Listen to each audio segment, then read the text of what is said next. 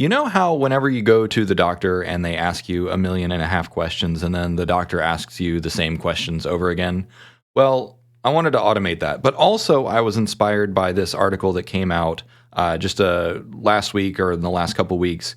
Basically, the story is ChatGPT correctly diagnosed a 4-year-old's pain after 17 doctors failed. It took 3 years, and it was basically something wrong with his spinal cord, and that the parent having access to ChatGPT was able to talk through it and figure out what exactly to share with the doctors and what to ask for, and was able to get a proper diagnosis. And now, because of AI, they were able to diagnose this tethered cord syndrome and treat the little boy, which is great. But rather than allowing or basically requiring someone to fudge through it on their own, I wanted to apply my considerable technical skills at automating this pipeline. So let me show you real quick. Oops, you don't need to see that. There we go. Let me show you real quick what I did. So this is what it looks like, and this is we'll unpack all the code in just a moment, but I wanted to show you kind of end to end what I did. So first, let me zoom in so that you can see this. First, it's a simple chatbot that acts like that intake interview. And before we jump in, I need to say that very definitively, this is not a medical device. This is not approved by the FDA. This is not approved by any medical regulator. It is also provided under the MIT license, which means use this at your own risk. It is provided as is. This is provided for scientific curiosity only.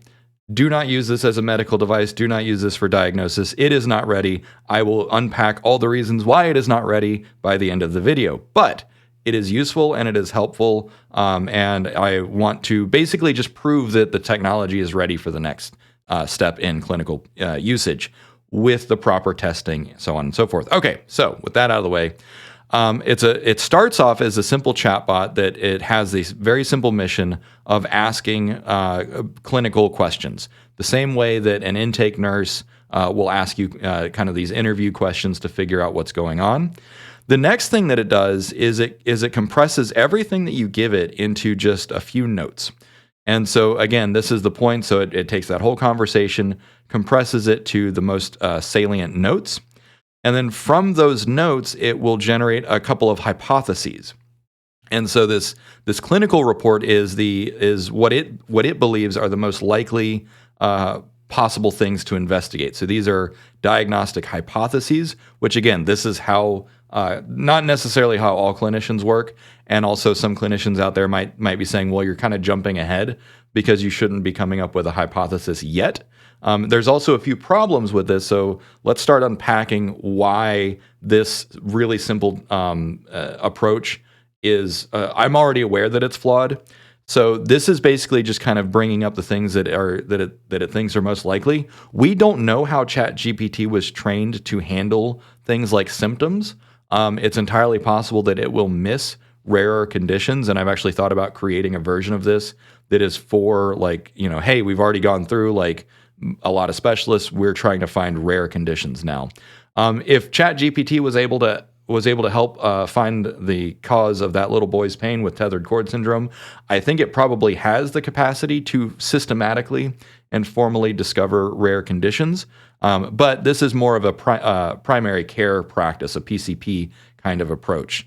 Because again, one of the things that particularly in America that's a problem is medical care is incredibly expensive. And if you can reduce most doctor's office visits to 5 minutes with a nurse, and then they interact with a machine, then the cost could go from hundreds of dollars to literally $5 to $10 per visit.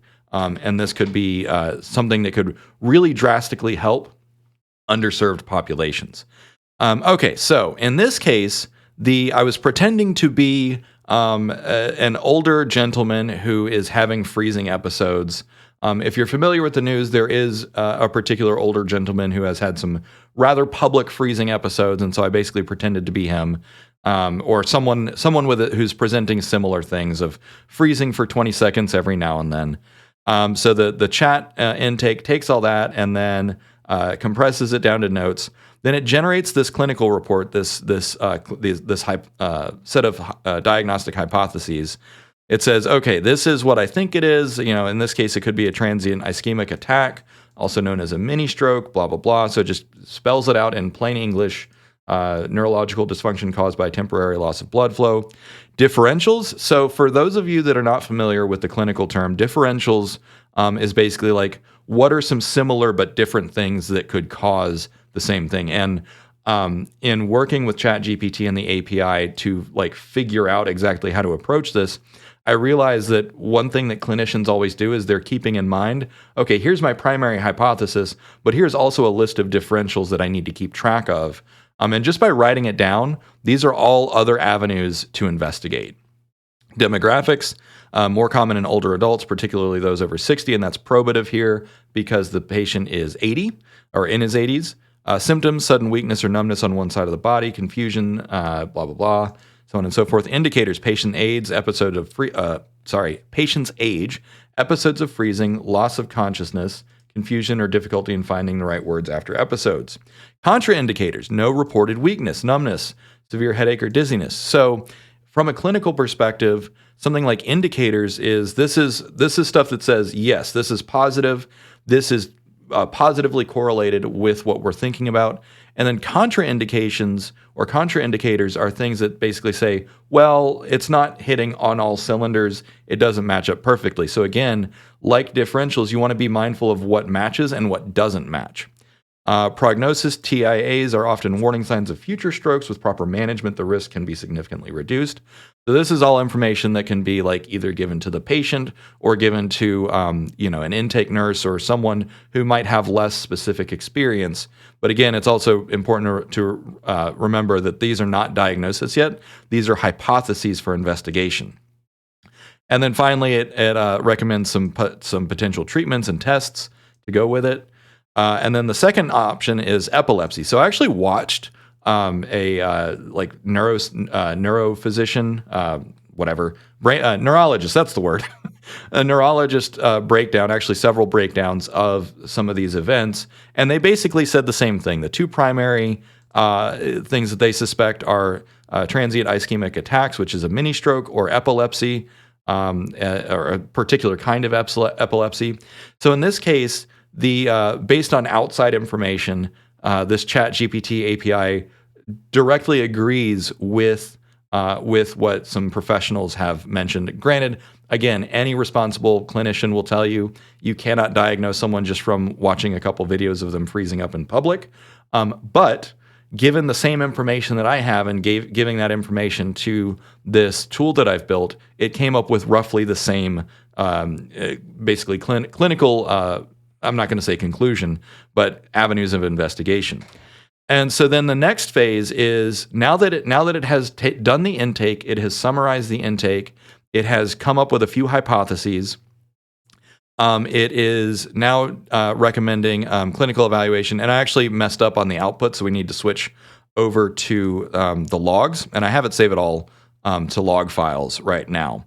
Now, if you want to use this or test it out, obviously, don't put your own personal clinical information up on GitHub. Don't put it up publicly. Don't share it with anyone other than your medical provider because of patient confidentiality laws, which are pretty universal. They're actually stricter in Europe, I believe, than in America.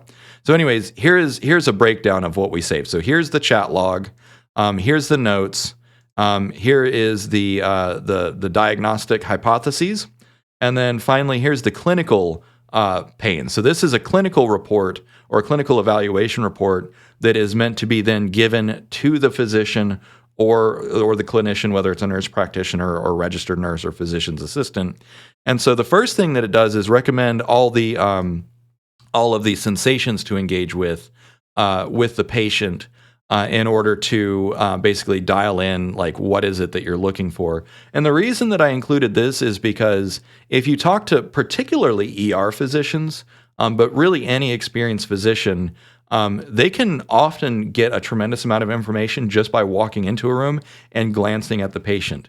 There will be specific like pallors that the patient might have, or like expressions. There could also be particular smells associated with various conditions.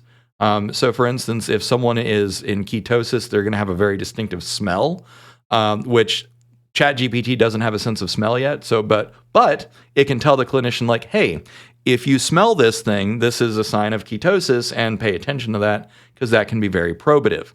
Whereas inexperienced clinicians might not recognize, they might notice the smell, but they might not know what it means. And so this section is basically saying like, hey, look for this kind of thing. The second section of the clinical report is examination. So this is like what you're physically supposed to do. You know how like the doctors always come in and they poke and they prod you and they like check your reflexes, that sort of thing. This first version, it recommended other examinations that are not part of the primary care practice. So I modified it. So if you run this again, it'll give you slightly different output.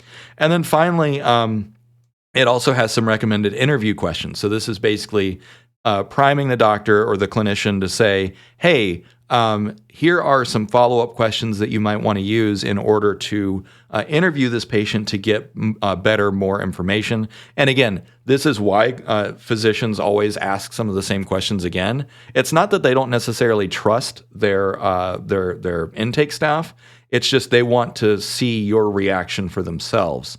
And they also might, based on their clinical experience, dial into something that the intake clinicians missed. So yeah, in this case, I have it set so that it'll tell you like what it's looking for. So episode triggers, in the case of the freezing, have you noticed any patterns or triggers? Post-episode symptoms, medical history, and concussion follow-up, like have you done anything for the concussion that preceded all this? So this is the clinical evaluation. And then finally, you know how doctors, they'll send you away with a list of tests and referrals and stuff. So I have it do the same thing. So the referral here from primary care says, go to a neurologist. I'm actually kind of surprised that it didn't recommend a cardiologist. However, it did recommend a carotid ultrasound. So basically saying like, hey, let's check for any blockages of the blood flow to the brain. So let's do an EEG. This will test to identify abnormal electrical activity, which again, one of the neurologists that I watched recommended this. But she did point out that one of the problems with some of these transient things is that the abnormal electrical activity is itself also transient if it is the case of a seizure or epilepsy. And so it can be difficult to determine unless you like have the electrodes on someone while they're having an episode. An MRI, again, this makes sense because if there's a lesion or a tumor or something, the MRI will discover that. And then CBC and metabolic panel. So this basically says like, hey, there could be some underlying medical conditions such as anemia or electrolyte imbalances, which would be interesting. So again, like you just need more information. But yeah, so this is an end-to-end process that the only input I gave it was this chat log. And then you can see it compressed it into clinical notes, which can be recorded in the chart. It came up with some diagnostic hypotheses. It came up with a clinical recommendation panel, basically census, examination, and interview questions, and then finally referrals, labs, and tests. So this is an end-to-end process, and I've kind of unpacked some of the limitations along the way. So one of the chief limitations is obviously ChatGPT does not have hands. It doesn't have eyes, ears, nose, whatever.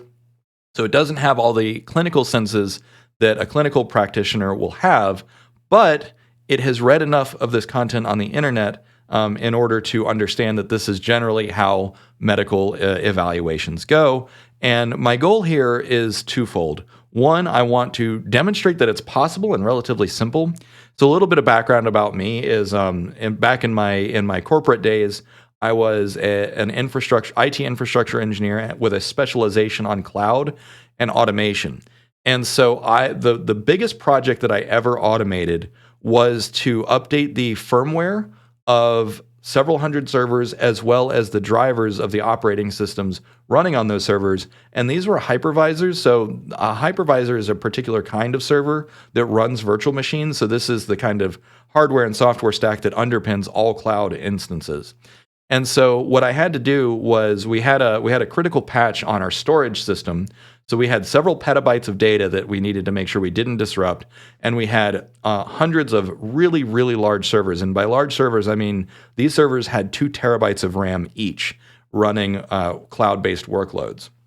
And so what I needed to do was I needed to update the firmware after we updated the firmware of the storage system. So I needed to update the firmware of the storage cards on the servers and then update the drivers within the operating systems running on those servers. And I needed to do it without disrupting the workload. So rather than spend weeks and weeks doing this manually, I spent 1 week writing the scripts to do this automatically. And then I set it to go overnight. It worked for about 8 hours straight while I was asleep. And I came back the next morning. All of my servers had been patched and rebooted. And yeah, so I did this back in like 2015. So this is like old hat for me. And so the automation process of 5 simple steps like this is like pretty basic. Now, obviously, if you've been following my work, you know that I'm working on something that is fully autonomous and should be able to do this entirely on its own with the simple mission of achieve the best health outcome for the patient as the mission. But what I wanted to show is that for a more structured approach, for something that could be adapted to be a clinical tool today, this is something that is within the realm of possibilities. Another major gap from this tool is, again, we don't really know how ChatGPT will identify things. So there's a rule of thumb in the medical community, which common problems are common. And so, transient ischemic attack and epilepsy, these are common conditions that pretty much everyone knows about. It does mention a few other possibilities like syncope, migraine, metabolic disorders, panic attacks, that sort of thing. So it does pick up on a few other things, but one thing that is lacking from this system is I haven't basically focused on differentials or rare conditions, but that would be pretty easy as an additional step. So basically, what I would do for that is I would just plug in the notes and say, hey, like based on these, like here's the common things we know about. What are the rare things? What are the differentials that we might be ignoring? And so that would be a relatively easy thing to add, but you don't necessarily want to count on that only, which is why I ended it with referrals and follow-up tests, because that's the responsible thing to do anyways. Patients are going to be intrinsically unaware of some of the things going on inside their bodies. So anyways, let's now that you understand kind of what's going on here, let's explore the repository. So I have a gigantic medical device disclaimer here on the front, just because, again, I need to drive home the point that this is provided under the MIT license, which is a highly permissive open source license. This is for experimental purposes only, demonstration purposes only, so on and so forth. Okay, so how do you use this though? How do you run it? Basically, you just run chat.py and it'll do the rest from there. Once you're done, you just type in done in all caps and it'll move on to the rest of the procedure of the workflow. So the chat.py is a very, very simple, basic chatbot, and then it goes through a few steps. It's really repetitive. It just loads different system messages and pipes the right information. And all of the information that gets piped into those system messages are logged in the logs. And so the log files, they're saved in sequential order. So there's the chat, there's the notes, there's the diagnostic hypotheses, there's the clinical examination, and then finally there's the referrals. This end-to-end, the longest thing is actually the chat. And then it takes about 60 to 120 seconds for the rest of it to generate and say like, hey, here's the clinical thing and here's some referrals that we might do. The idea here is, for if I were to design a product for this today, and where would I deploy it? I would aim this at disempowered or underserved communities. Maybe not even necessarily in America or Europe, but there are plenty of underserved communities all around the world that don't have access to high quality healthcare, or they might have a shortage of clinicians. And so this could definitely like offload a lot of the work, and then you have the experienced clinicians that basically like take a look at it, sign off, and say like, yes, this seems reasonable, or go this way instead, or whatever.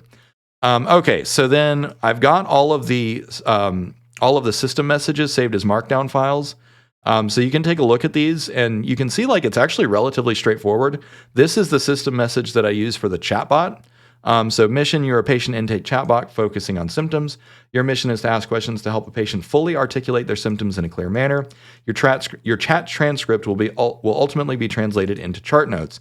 So I'm just giving it just enough context so it knows what its purpose is and where in the process it is operating. I had to add a second thing for rules, because if you don't add like ask one question at a time, it'll list like 10 questions. And I'm like, ChatGPT, seriously?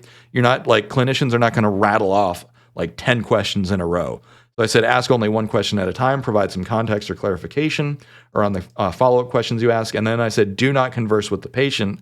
And the reason I had to add this one is because it would say, I'm sorry you're feeling that way. Let's invent. I'm like, no, just ask the freaking questions. So this resulted in the style and tone that you see here, where it says, I understand your concern. Can you please describe it? So it's really down to basics. Thank you for sharing. Can you tell me more about the fall? Just no nonsense, just very direct, very straightforward. The second part is the prepare notes. So mission, you are a charting bot that will be given a patient intake transcription. You are to translate the chat log into thorough medical notes for the physician. So again, I'm telling it where in the process it is and what the context is, and it knows enough. I don't have to tell it exactly what to do. I just say this is where in the process, and it kind of understands. I did give it an interaction schema here, which says the user will give you the transcription. Your output will be a hyphenated list of notes. Make sure you capture the symptoms and any salient information in an orderly and structured manner. So again, I added this just so that it would be consistent. I say generate notes. And so in this case, the notes, you see it follows this format where it's just a list of hyphenated notes. No nonsense, no fluff, nothing extra. It captures everything in as few words as possible. Then for the diagnostic part, this one is a little bit different. So mission, you are a medical notes bot that will be given a chart or symptoms of a patient shortly after intake. Again, give it some context. You will generate a list of most likely diagnostic or avenues of investigation for the physician to follow up on. So again, I'm telling it, like, come up with some medical hypotheses. I could have used the term hypotheses, but when you use the word hypothesis, my fear there is that ChatGPT will think that like it's more of a scientific hypothesis. But I said most likely diagnosis or avenues of investigation. So interaction schema, the user will give you medical notes. You'll generate a report with the following format. So here's the report format. Description of the condition, alternatives, so on and so forth. Yep, so you have that. It's very straightforward. Also, this isn't rendering correctly. This is weird. So let's zoom in. I'm not sure why it's not rendering correctly in Markdown, but you see like potential diagnosis in all caps, description of the condition. We see that format reflected here when we come here, where you see transient ischemic attack, differentials, demographics, symptoms, indicators, so on and so forth. Yeah, I don't know what was going on with GitHub. It freezes up sometimes. Hey, GitHub had a senior moment. We need to diagnose GitHub. Okay, so that was the diagnostic part. Coming back out here, the clinical part. The way that this works: mission, you're a medical intake bot. You are preparing for this final step before a medical professional, physician, nurse, or a physician's assistant evaluates the patient in a clinical setting. You'll be given notes from the patient's intake as well as system-generated diagnostic avenues. You are to prepare some clinical recommendations to evaluate the patient. Keep in mind that this is a primary care visit. So I had to add the primary care visit because it was like trying to jump ahead to like MRIs and stuff. And I'm like, no, this is just like basic stuff. Like you're not gonna be like immediately trundled off to an MRI, at least not in America, on a primary care visit. In countries with more sophisticated medical systems, I've actually heard stories where like someone went to their primary care for like a lump in their breast and like immediately was taken across the hall to a mammogram. So it's like, okay, like in an ideal situation, yes, you would just immediately go right over to whatever medical device you need to. But we're going to follow kind of the American paradigm, which is deliberately inefficient. Go figure. Thanks, insurance companies. We hate you. Okay, so senses. So basically, I say like, you're going to pay attention to all of your senses as part of the clinical test. Obviously, this is not for ChatGPT. This is to recommend to the clinician. The clinical examination and interview questions. I already kind of showed you all this in great detail. But here is what it looks like in the system message. So I say like, here's the examination technique. Here's the description of what to look for and why it's probative. Probative purpose of the question in all caps, and then suggested question. And there you have it. And then finally, the referrals. So the referrals part, again, very straightforward. You're a clinical medical bot. You'll be given medical notes, charts. Your primary job is to recommend specialist referrals and or follow-up tests. So here's the referrals part where it just says type of specialist in all caps, description of the workup, recommendations, so on, e.g., what are they looking for and why? And then finally, the types of labs and tests. So type of lab work, type of tests, so on and so forth, and just kind of describe like this is what you're going to send out. And this information would be handed to the clinical staff in order to follow up for the patient. But rather than have the physician do all of this, it's completely automated. So the physician, all they have to do is sign off on it. And if they agree or disagree, they can add some notes as to why. But basically, like this could be integrated into Epic or Cerner or any other of medical software provided companies right now today. Because this is basically how those medical softwares already work. This is just adding LLMs as a layer to increase the power of those things. So yeah, I think that's about it. You've seen the whole thing. The whole repo is relatively straightforward. I've got the README, I've got the license, I've got the demo log, so you can take a look for yourself. But yeah, it's just a very linear workflow of information with the goal of streamlining medical care. Again, like take all of this with a grain of salt. There are some enormous limitations. I would love to partner with someone, whether a university or medical research or even government research, in order to explore making this more robust and exploring its efficacy and if it actually helps clinical settings. Because here's the thing, you can have something that works in theory, but if the tool is not helpful, then the clinicians won't use it. Or if it's actually harder to use and more distracting and actually decreases medical outcomes, that would be bad. But I would love to see something like this being implemented sooner rather than later. And I think that we could both increase the quality of patient outcomes and decrease the cost of clinical practices. So I think that's about it. Thanks for watching. Cheers. Have a good one.